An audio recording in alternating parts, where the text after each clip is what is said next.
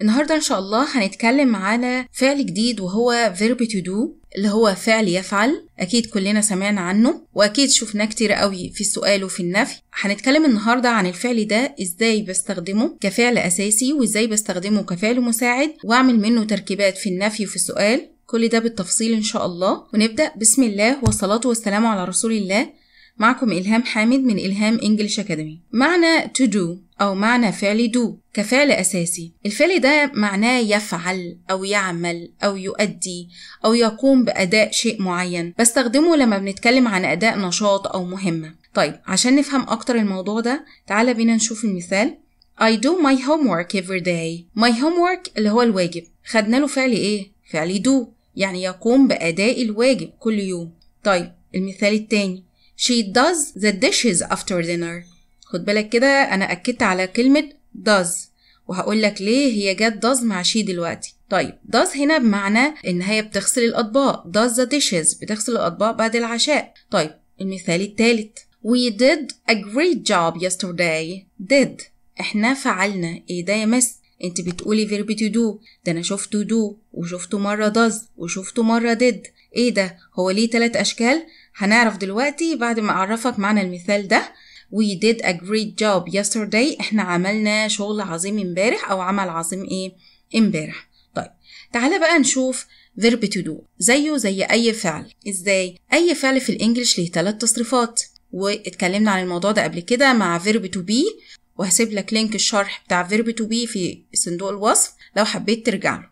أي فعل في الإنجليش ليه 3 تصريفات، first form second form third form. زي ما احنا عارفين ان التصريف الاول بيعبر عن المضارع وهيكون فيه الفعل ده شكلين do و does. طيب والتصريف التاني بيعبر عن الماضي second form، هيكون الفعل شكله عامل ازاي؟ did. والتصريف التالت الباست participle هيكون done. الضمائر طبعا احنا واخدينها قبل كده ضمائر الفاعل وعرفنا ان هم 7 وقسمتهم يومها الى 3 مجموعات، مجموعة I لوحدها، ومجموعة المفرد he she it، ومجموعة الجمع we you they.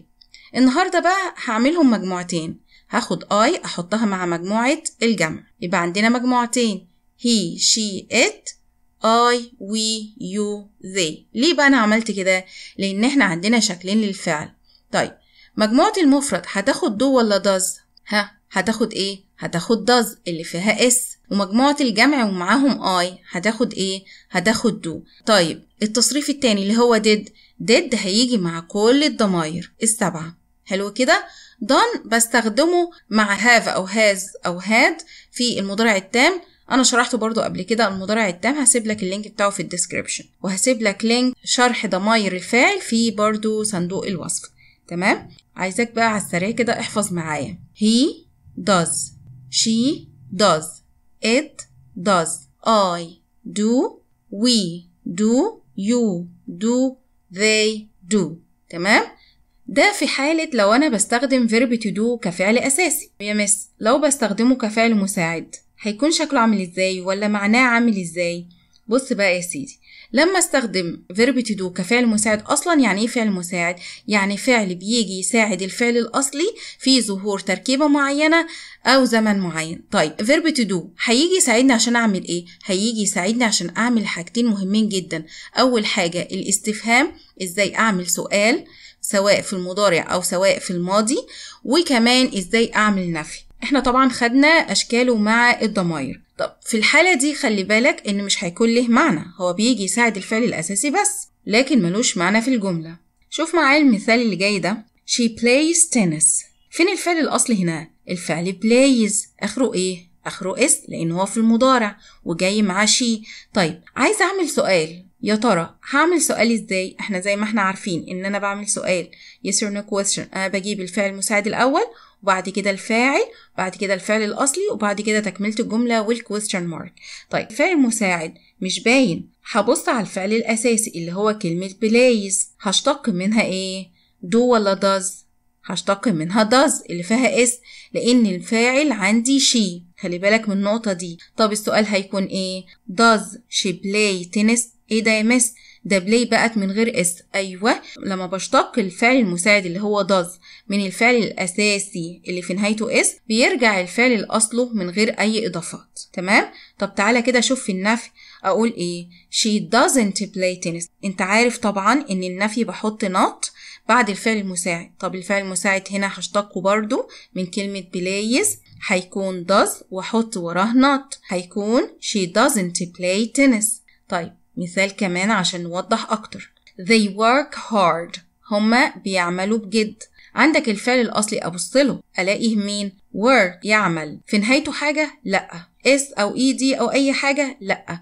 يبقى هشتق منه الفعل المساعد اللي هو do. وطبعا زي ما انت عارف ان do زي ما قلت لك من شوية ان هي بتيجي مع they. يبقى السؤال هيكون do they work hard؟ هل هم عملوا بجد أو باجتهاد؟ طيب النفي هيكون ايه؟ they don't work hard. هما لم يعملوا بجد. تمام؟ طب بص كده معايا في الماضي البسيط. طبعا انت عارف ان الماضي البسيط الفعل بيكون في نهايته ed، لو هو فعل شاذ هو التصريف التاني من الفعل وبيحفظ كما هو. طب تعالى كده نشوف. في الماضي البسيط هستخدم الفعل المساعد did مع كل الضمائر، وهيرجع الفعل الأساسي للمصدر بدون ed، أو لو هو فعل شاذ بيرجع لمصدره. طب بص معايا على الجملة دي. he watched the movie. فين الفعل؟ watched آخرها ايه؟ آخرها ed. طيب لو أنا عايزة أعمل سؤال هجيب الفعل المساعد منين؟ أهو هشتقه من كلمة watched وهيكون did، وهقول did he watch the movie؟ هل هو شاهد الموفي؟ في الإجابة هنقول yes he did أو no he didn't.